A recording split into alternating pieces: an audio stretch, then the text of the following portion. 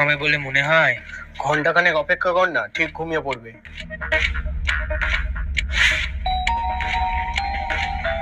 ঘুমানোর অ্যাক্টিং কর, বুঝলি? তাহলে ওরাও ঘুমিয়ে পড়বে।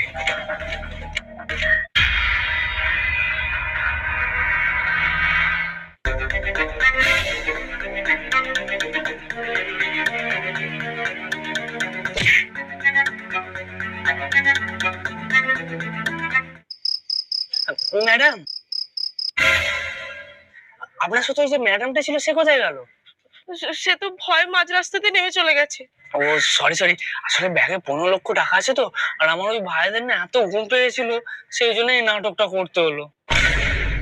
থ্যাংক ইউ ম্যাডাম, সারা রাত ধরে আমার এই ব্যাগটাকে গার্ড করার জন্য।